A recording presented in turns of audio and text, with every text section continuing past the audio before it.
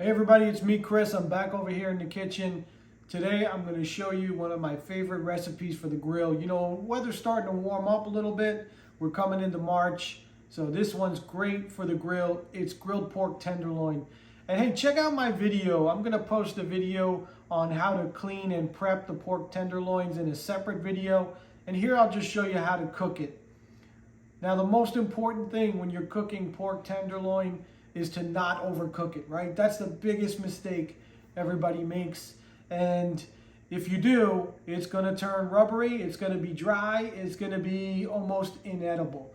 So check it out, go on Google, and what you'll find is it's safe to eat pork tenderloin at 145. That's the ideal temperature. So get yourself a digital thermometer. I have a wireless one as well. That works fantastic, and an app that comes on the phone. But you really need a thermometer to properly grill pork tenderloin, because once you overcook it, it ain't going to be any good. So let me show you what I got here. All right, so I'm going to season my pork simply. I got some garlic powder and onion powder, salt and pepper, a little bit of oil. And to glaze it and finish it, I use this sauce. I love this stuff. And I find it usually in BJ's.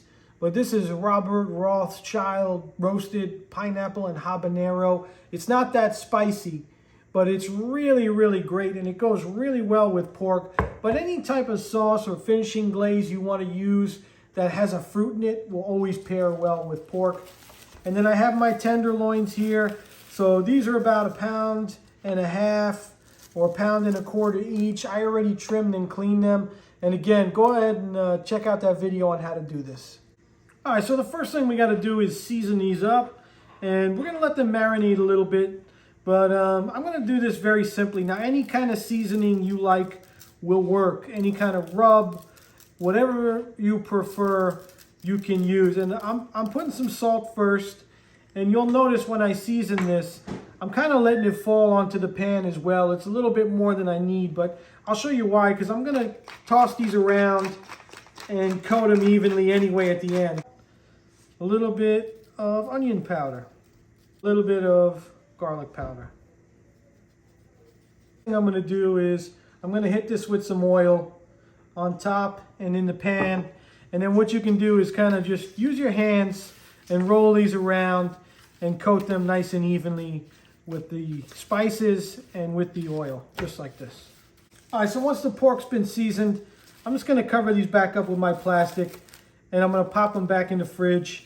All right, so this is going to go in the fridge for about an hour or so. I mean, you can marinate it up to 4 hours. You don't really need to do it any longer than that. But what you do want to do is, before you're ready to grill these tenderloins, take them out of the fridge about 20 minutes before. Let them warm up a little bit so it's not ice cold going on the grill. You'll get a much more even cook out of them, I find anyway. And so that's what we're going to do. I'll pop these in the fridge, and we'll get the grill ready. The one thing you always want to do, make sure you got a really clean grill. All right, guys, so I got my grill on high. It's cleaned. I scrubbed it really nice with my brush. I oiled it down to get all the black stuff off of there, and we're ready to grill our tenderloins. I have my sauce here in a cup with my silicone brush so I can baste, and I have my thermometer here, okay? So we're ready to go. Now, depending on your barbecue, depending on the size of your tenderloins, you're looking at about 12 to 15 minutes. But remember, the perfect temperature is 145. So what I'm going to do when I put these on the barbecue, I'm going to put them kind of this way on a diagonal, okay, for 2 minutes. I'm going to turn them 45 degrees for 2 minutes. Then I'm going to flip them to the other side for 2 minutes, turn them another 45 for 2 minutes. So we'll get a little bit of grill marks, and that'll be 8 minutes total.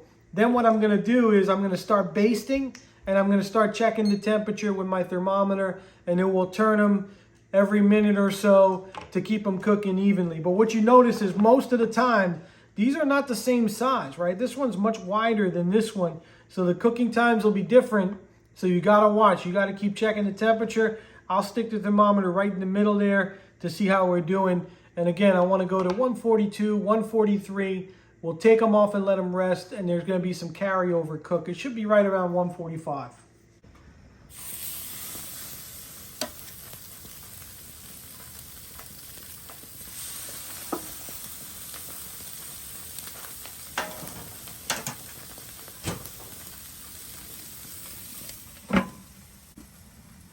All right, so it's been a couple minutes with the lid closed. I'm gonna give these a turn. And again, 45 degrees. Keep them on the same side, just turn them the other way.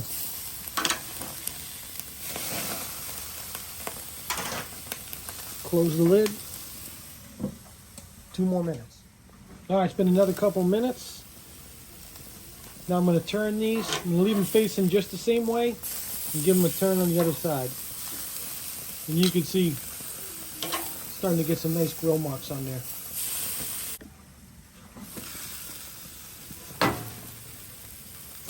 All right, so let's give these one more turn.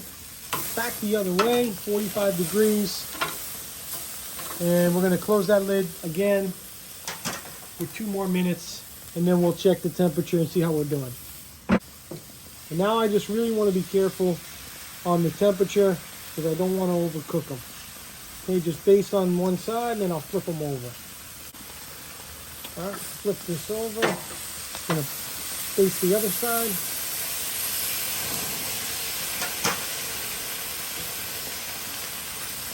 And this whole time, I'm cooking on high heat. I want a nice crust on the outside, and I want to start to seal on some of this sauce.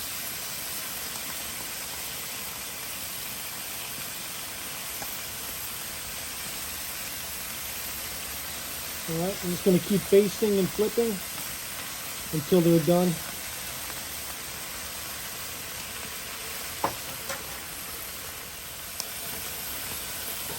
All right, so I want to check this small one again. Let's see. Let's go right in the middle there and see what we got. Let's see. All right, I'm still at 130, so I got time. And again, I'm just going to keep basting and flipping until I get a nice crust on these. And I want to get to about 142, 143.